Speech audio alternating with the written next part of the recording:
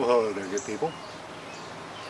Today we're going to be talking about swamp juice, or fetid swamp water, anaerobic compost tea, if you like. And because it's an anaerobic composting system, a lot of people don't really like the concept. I mean, those anaerobic bacteria, they can make you sick. They're not good for you. But I like to challenge perceptions, and here's one that might challenge your perception. It's an age-old riddle. Is this a glass half full or half empty? It's usually thought of as a philosophical question, the kind that determines your outlook on life. The optimist says that the glass is half full, and the pessimist says the glass is half empty. I'd like you to really think about it in terms of a physics question. If you had seen me filling this up, then you would say, well, perhaps it's halfway filled, therefore it's half full. But if you saw me emptying it out, you could say, well, it's half empty.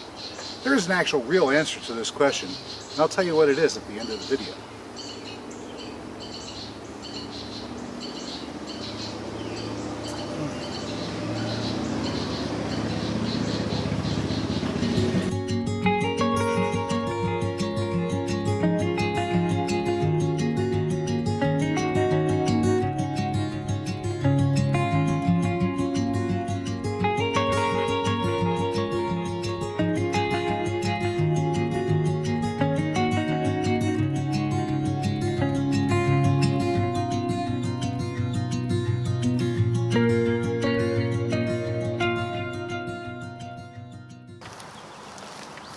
Little extra free fertilizer, prepackaged in 1 gallon jugs. Well, each one of these trash cans is going to be a recipient of 1 gallon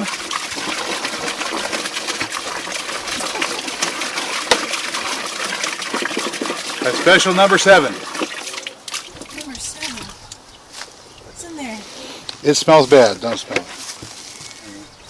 But right now it's just ew at the moment. I got to top it off with some water. I got to add some weeds and some other stuff. Dead rat. Ah! What? Where'd you go? Ew. Oh God. When this is done, there won't even be bones left.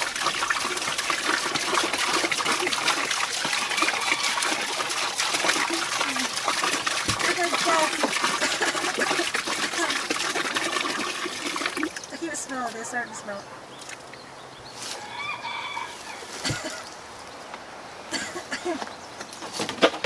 There we go. I just stuff these up with weeds, top them off with water, give them a shot of molasses, a little bit of Epsom salts, and they'll be good to go. That's a fast growing tree. That's for sure. Catalpa? Yeah.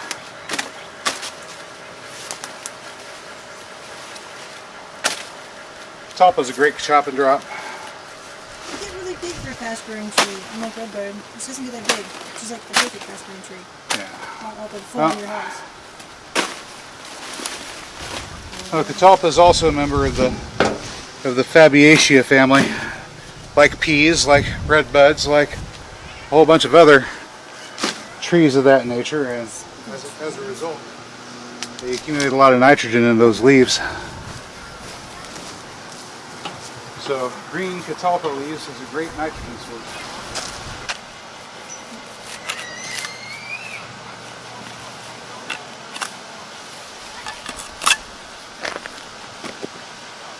A little bit bigger before I cut it.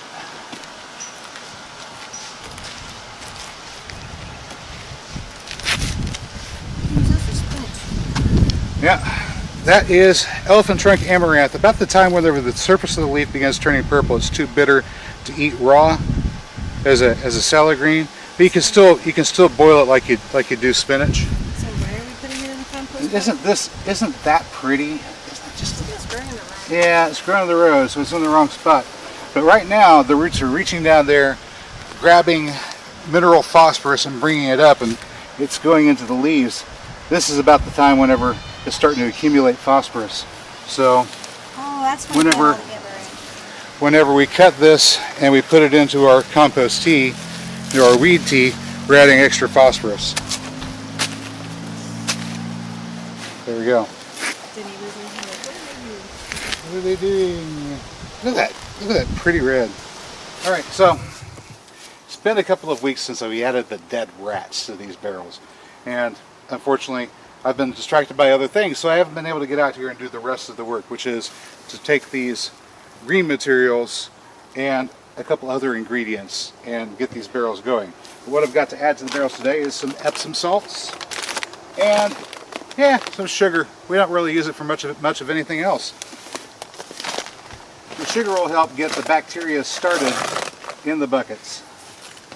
And I gotta warn you, this stuff smells really bad.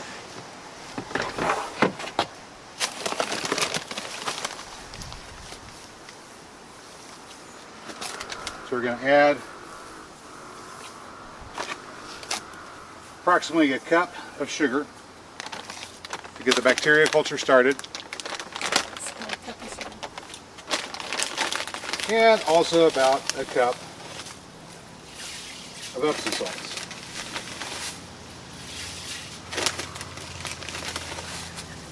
That's magnesium sulfate. Yeah, it's plant fertilizer. Now as for the rest of it, we're just going to add these weeds to the mix. Got this wild lettuce here. It was just blocking the view really. Otherwise we could have kept it. And catalpa, also great for nitrogen.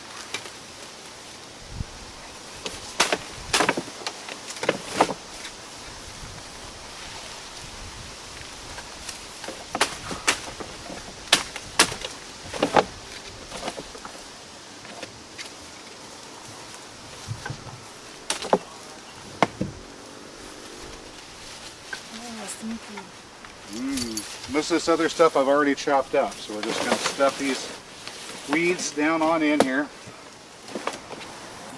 Okay, we're getting pretty close to the top of the barrel here, so I'm going to go ahead and move on to step 2, which is adding the water in.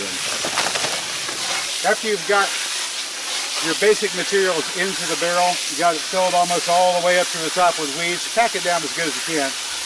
These will break down over time. Just fill it up with water. Now, depending upon where you're at, the kind of water you need to use might vary a bit.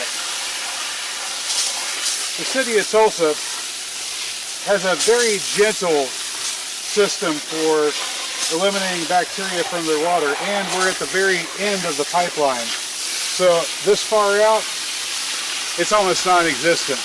But if you've got a lot of chlorine in your water supply, you might be better off using rainwater or well water if you can get it.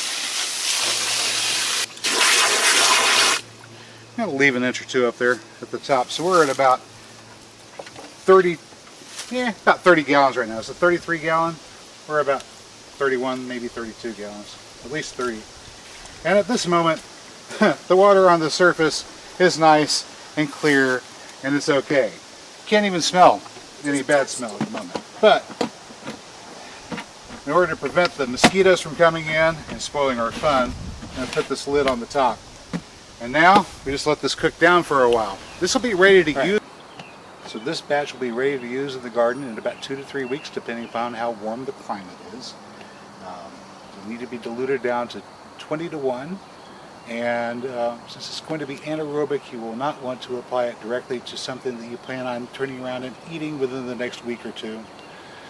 But for things that aren't going to be ready to harvest and eat for at least a couple of weeks, you can apply it to the root zones, and that will provide the nitrogen and a few other minerals to the plants that are growing in the garden. It's very, very stinky, but if you wait a while, up to 2 years even, like this batch here is, it loses almost all smell. This batch has been brewing for 2 years, and we're getting ready to take it and filter out any of the solid materials so that we have liquid fertilizer and the solid materials to go onto a conventional composting. Most of the solid material here is the lignous left behind from herbaceous plants. It's not a whole lot. It's floated to the surface. There might be some more down at the bottom. We'll find out when we get there. Lignin does not break down through a bacterial decomposition process. It requires fungal activity to get that done. So when we move it to the conventional pile that has more fungal activity in it, we can get that decomposed the rest of the way. Now this material is very, very dark. Dark brown. And you probably want to dilute it to about 30 to 1 or even 40 to 1 before using it.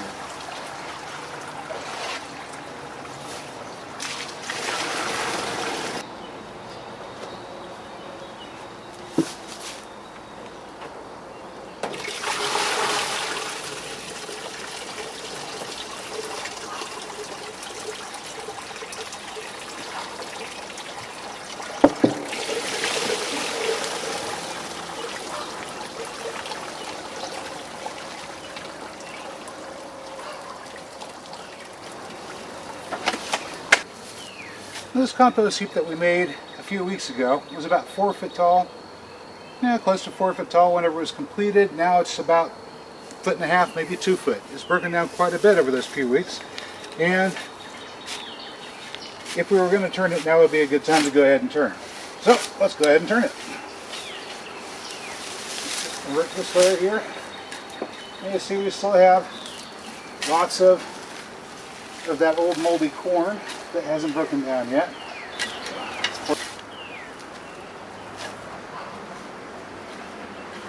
Okay.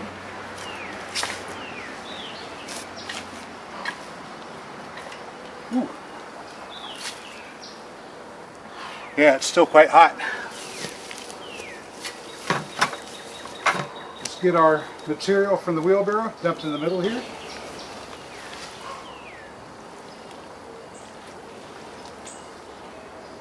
There you go. Get that sludge worked around.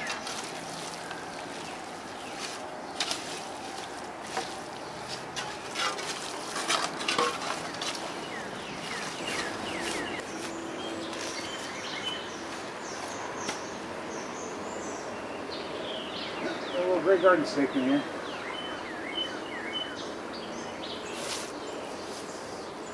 He was probably in there eating some bugs.